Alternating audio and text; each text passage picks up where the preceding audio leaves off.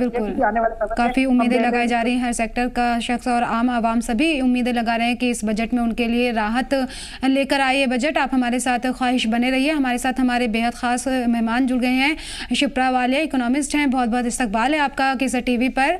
आपसे जानना चाहेंगे कि किस तरह से देखा जाए आज मुल्क का मोदी सरकार 3.0 का ये मुकम्मल बजट पेश होने वाला है, किस तरह से देखते हैं आप? देखिए जैसे कि आपके चैनल्स पे बार-बार रिपीट भी किया जा रहा है, ये 8वां बजट है जो निर्मला जी। सीतारमण जी ने इस बारी डिस्कस करना है। और इस बजट में और कल के इकोनॉमिक सर्वे को अगर आप कंपेयर करेंगे तो भारत ने 6% से ऊपर की अपनी ग्रोथ रेट रखी है। तो इस बजट में भी एक्सपेक्टेशन यही है कि ज़्यादा से ज़्यादा लोगों के हाथ में ये अर्निंग पावर बढ़ाने की कोशिश करेंगे और खर्चे भी जो हैं जैसे कि आपका इंफ्रास्ट्रक्चर जी। सेक्टर है, रूरल सेक्टर है, एग्रीकल्चर सेक्टर है, इनमें और इनको फंडिंग दी जाएगी जिससे कि खर्चे इन पे कर सकें और डेवलपमेंट कर सकें। जी। दोनों साइड को बराबर रखते हुए भारत को आगे बढ़ाने की जो विजन है, चाहे आप सरकार की ले लीजिए इस बजट में या पिछले सारे बजट्स में, ये जी। विजन को ही आगे बढ़ाएंगे और जो 2047 का इनका एक टारगेट रखा हुआ है, उसी की तरफ खर्चा जी। करने के ये आगे बढ़ेंगे। जी, किस तरह से लगता है कि आगे इस पर काम किया जाएगा? जैसा आपने बोला 2047 तक में इसमें बजट में काम किया जाएगा, तो किस तरह से इसमें आगे बढ़ा जाए ताकि उस हदफ को जो हम रख रहे हैं उसको हासिल किया जा सके? देखिए क्या होगा कि अभी जैसे हम कहते हैं बजट में सबसे पहले देखिए क्या आता है कि आपके सारे के सारे जितने भी सेक्टर्स हैं जिन पे खर्चा जी। करना है उसका कितना आवंटन किया जाए वो आएगा, प्लस लोगों को बेनिफिट कैसे दिया जाए। तो दोनों तरीके से जब डायरेक्ट टैक्स में ये बेनिफिट्स दिए जाएंगे या जी। बताएंगे कि हमारे को और कैसे घटाना है या कैसे आगे और बढ़ानी है, इनकम लोगों के हाथ में कैसे देना है, टैक्स स्लैब चेंज करके डिडक्शंस दे के, और कैसे हमारा ऑलरेडी हम जी। ग्रोथ को जो अचीव करने की कोशिश कर रहे हैं उस पे खर्चा कर रहे हैं, पिछले सालों के बैलेंस बचा हुआ आगे कैसे जी। दे जो रियल एस्टेट सेक्टर है उसमें पैसे को आगे लोगों को और इंसेंटिव दिया जाए कि वो बढ़े और आगे इन्वेस्ट करें, और उसी के हिसाब से उनको मेडिकल प्रीमियम, ये सारे सेक्टर्स को कवर करते करते आगे बढ़ने की जी। कोशिश करेंगे। तो उम्मीद है कि बजट आएगा तो हर सेक्टर को एक जी। बेनिफिट भी दिया जाएगा और आम आदमी को भी बेनिफिट दिया जी। जाएगा। शिप्रा जी, आपको क्या लगता है कि किस तरह से अगर जम्मू कश्मीर की बात की जाए तो यहाँ पर किस तरह से बजट की कितनी ज़रूरत है और क्या लगता है कि सरकार कुछ अहम ऐलानात आज कर सकती है जम्मू कश्मीर के लिए? देखिए, मैं ये नहीं कहूँगी कि सिर्फ़ जम्मू कश्मीर के लिए करेगी, लेकिन मुझे ये बहुत उम्मीद है कि जम्मू जी। कश्मीर में जब से ये 370 हटा और चुनाव हुए, उसके बाद ग्रोथ आ रही है। जी। मैंने देखा है बहुत सारे डेवलपमेंट प्लान्स अब जम्मू कश्मीर में इंटरनली भी चलते जा रहे हैं, जो बजट से लिंक नहीं है कि सालाना सिर्फ़ बजट आए तो दिया जाए। वो जी। आगे अ और भी बेनिफिट्स देती जा रही है सरकार। तो वो जी। जब सरकार वो बेनिफिट्स उनको दे रही है, तो फिर वो बेनिफिट उनको ईयरली देते जाएंगे जम्मू कश्मीर के लिए। जी। आत्मनिर्भर बनाने के लिए, खुद मुख्तार बनाने के लिए जम्मू कश्मीर को किस तरह के नए योजनाएं यहाँ पर लाई जा सकती हैं? ये योजनाएं तो सरकार की बतेरी होती हैं, लेकिन इंफ्रास्ट्रक्चर डेवलपमेंट मेरे हिसाब से ज़्यादा रहेगा। बिल्कुल, यहाँ पर इंफ्रास्ट्रक्चर यहाँ पे बेहद ज़रूरी है। आज बजट पेश होने वाला है और जम्मू कश्मीर में बेरोज़गारी की अगर बात की जाए तो यहाँ पर सबसे ज़्यादा मुद्दा है ये बड़ा, और ज़्यादातर लोगों के ज़बान पर यही होता है कि बेरोज़गारी को ख़त्म करना चाहिए। तो क्या लगता है कि इस बजट में कितना फोकस होना चाहिए और कितनी उम्मीदें जो जम्मू कश्मीर की हैं वो पूरी हो सकती हैं? जैसे मैंने कहा कि बजट सिर्फ स्पेसिफिक नहीं रहना चाहिए जम्मू कश्मीर को, पर मुझे उम्मीद है कि बहुत उम्मीदें पूरी होंगी। बिल्कुल, यहाँ पर बजट को लेकर यहाँ चर्चा कर रहे हैं हम। आप से जानना चाहेंगे किस तरह से जम्मू कश्मीर का खाली नहीं, आपसे हम पूरा देश के लेकर जानना चाहेंगे कि किस तरह से यहाँ पर बजट को लाया जाए और किस तरह से बजट में जो देश के हैं, चाहे ख़वातीन हो, किसान हो, बुज़ुर्ग हो, नौजवान हो, किस तरह से उनको फ़ायदा पहुँचे? देखिए क्या होता है कि जब बजट में बेनिफिट दिया जाएगा तो वो सबके लिए दिया जाएगा, वो सिर्फ एक उसको नहीं दिया जाएगा जो एक स्पेसिफिक स्टेट है।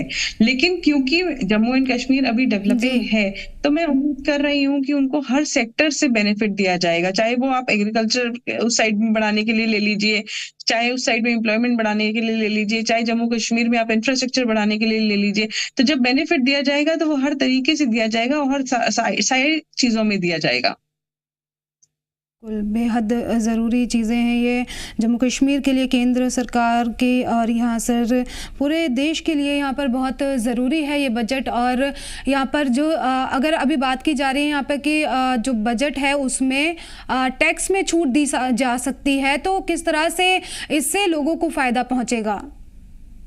जी, जी, जी, देखिए जैसे टैक्स में जब जैसी वो छूट देंगे, तो वो उनके एक बेनिफिट उनके हाथ में डायरेक्ट देंगे। जब स्लैब रेट्स अगर जी। चेंज करने की एक्सपेक्टेशन है या डिडक्शंस बढ़ाने की है, तो डायरेक्ट उनके हाथ में पैसा आएगा। अभी अगर मैक्सिमम 30-15 लाख से ऊपर 30% का टैक्स रेट जा रहा है या 10 लाख से ऊपर 30% का टैक्स रेट जी। जा रहा है, तो 70% तक की इनकम जी। उनके हाथ में नहीं है। 30% की इनकम निकलते ही 70% की इनकम सिर्फ उनके हाथ में है, जिसमें से उनको खर्चा भी करना है और अपना सेविंग्स भी करना है और अपना मेडिकल इंश्योरेंस भी देना है। तो ये जी। सब चीजों को देखते हुए एग्जम्पशंस बढ़ाने की और टैक्स स्लैब रेट चेंज करने की एक्सपेक्टेशंस हैं। जी, बिल्कुल। होम लोन्स में भी छूट की बात यहाँ पर कही जा रही है, तो उससे लोगों को कितना फ़ायदा होगा? देखिए रियल एस्टेट सेक्टर ऑलरेडी सरकार का फोकस रहा है पिछले 3 से 4 साल में। और जी। जैसे आपने कहा जम्मू एंड कश्मीर जैसी स्टेट है जो अभी रिवाइवल की तरफ जा रही है, लोग उसकी तरफ आकर्षित हो रहे हैं, तो वहां जी। पे स्पेसिफिक स्टेट बेनिफिट दे सकते हैं कि जो लोग वहां पे घर ले रहे हैं या अपने घर बनाने की कोशिश कर रहे हैं या न्यू घर में इन्वेस्टमेंट की कोशिश कर रहे हैं, तो उन लोगों को एक स्पेसिफिक बेनिफिट दिया जा सकता है। जी, अगर हम सिक्योरिटी के हवाले से बात की जाए यहाँ पर, तो किस तरह के बजट की सिक्योरिटी के हवाले सिक्योरिटी को ज़रूरत होती है ताकि हमारे देश की जो सिक्योरिटी है उसको मज़ीद मजबूत किया जा सके? देखिए सिक्योरिटी, डिफेंस, ये सारे सेक्टर्स तो ऐसे हैं जिसपे सरकार का हमेशा फोकस रहा है और जी। हमेशा रहता है। तो ये जब एलोकेशन आएगा तो इसमें हर साल एलोकेशन होता ही है और मुझे उम्मीद है कि इसमें एलोकेशन आएगा सिर्फ जम्मू कश्मीर के लिए नहीं, पूरे देश के लिए ही आएगा। जी, एजुकेशन के हवाले से अगर बात की जाए तो यहाँ पर पोजीशन की तरफ से भी कहा गया कि लगातार जो इसमें है कटौती की जा रही है एजुकेशन के जो बजट है उसमें, तो क्या लगता है कि इस बार किस तरह से एजुकेशन के बजट को लेकर कितना फोकस रहेगा? देखिए एजुकेशन का बजट एलोकेटेड जो है अभी 3% of our total spendings education की तरफ है। जी। इससे ज्यादा सरकार का बढ़ाना अभी मुश्किल है क्योंकि बाकी सेक्टर्स को कम करना उनके लिए आसान नहीं होगा। लेकिन जी। सबसे बड़ी इंपॉर्टेंट चीज ये है कि एजुकेशन पे फोकस रखना बहुत जरूरी है। तो ये एक्सपेक्टेड है कि सरकार और यूनिवर्सिटीज जहां जहां अभी नहीं है खोलेंगे या फिर जो इंटरनेशनल यूनिवर्सिटीज हैं उनको लेके आएंगे और उनके साथ टाई अप करने की कोशिश करेंगे। जी, बिल्कुल। अगर हेल्थ सेक्टर की बात की जाए तो यहाँ पर किस तरह से बजट को और मजबूत किया जा सकता है? देखिए हेल्थ सेक्टर में ऑलरेडी सरकार बहुत पहले से खर्चा करती जा रही है। मेरे इकोनॉमिक सर्वे के हिसाब से 28% से 42% खर्चा बढ़ गया है सरकार का जो हेल्थ सेक्टर में है। तो ये फोकस ऑलरेडी सरकार का है और आगे भी उम्मीद कर सकते हैं कि इसमें 48% के जो मेंटेन कर रहे हैं या वो खर्चा कर रहे हैं वो मेंटेन रहेगा। जी, बिल्कुल। बाकी रियासतों को छोड़ा और यहाँ पर अगर जम्मू कश्मीर की हम बात करें तो यहाँ पर जो टूरिज्म सेक्टर है वो सबसे अहम है यहाँ के इनकम के लिए और रोजगार के लिए। तो क्या लगता है कि इस बजट में इसके लिए कितना ज्यादा क्या मंसूबे होंगे सरकार के? देखिए टूरिज्म सेक्टर से एक मेजर इनकम है जम्मू एंड कश्मीर की वहां पे।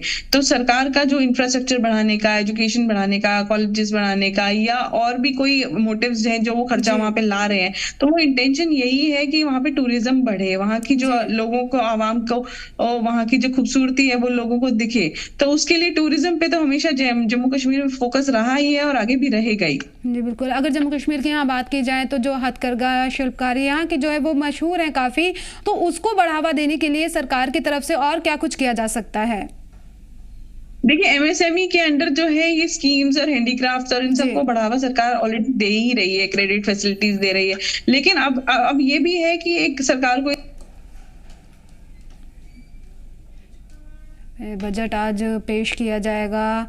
निर्मला सीतारमण वज़ीर ख़जाना यहाँ पर बजट पेश करेंगे। आज मुल्क का बेहद अहम दिन है। सुबह 11 बजे यहाँ पर बजट पेश किया जाएगा जम्मू कश्मीर का और मोदी सरकार 3.0 का आज ये बजट पेश किया जाएगा। बेहद अहम दिन है ये मुल्क के लिए और बजट पेश किया जाएगा। वज़ीर ख़जाना निर्मला सीतारमण आज बजट पेश करेंगे। काफ़ी उम्मीदें हैं लोगों को, बहुत सारी उम्मीदें सभी को हैं कि आज जो बजट है उसमें लोगों के लिए बेहद राहत भरी यहाँ पर ख़बर हो सकती है और जिसमें लोगों को काफ़ी राहत मिलेगी। टैक्स के हवाले से बात की जाए या होम लोन्स के हवाले से बात की जाए, रोज़गार के हवाले से बात की जाए, किसानों के लिए भी पीएम मोदी की तरफ से अहम ऐलान किया जा सकता है। किसानों की जो सम्मान निधि है उसमें भी इजाफे किया जा सकता है, उसे 6,000 से बढ़ाकर 12,000 रुपये किया जा सकता है। आज मुल्क का बजट पेश किया जाएगा, मुकम्मल बजट मोदी सरकार 3.0 का बजट यहाँ पेश किया जाएगा। आज मुल्क के लिए बेहद अहम दिन है। वज़ीर ख़जाना निर्मला सीतारमन आज मुल्क का बजट पेश करेंगी। काफ़ी अहम दिन है ये मुल्क के लिए, आज बजट पेश किया जाएगा देश का। जम्मू कश्मीर के लिए को भी काफ़ी उम्मीदें हैं, जम्मू कश्मीर के लोगों को भी, कि ये अपने इस बजट में उनके लिए काफ़ी अहम ऐलानात हो सकते हैं, रोज़गार के हवाले से हो या टूरिज़्म सेक्टर के हवाले से हो, इंफ्रास्ट्रक्चर के हवाले से हो, सभी तरह के ऐलानात की उम्मीद जताई जा रही है। और फिलहाल इस बुलेटिन में इतना ही, मुझे दीजिए इजाज़त और आप देखते रहिए केसर टीवी। आदाब।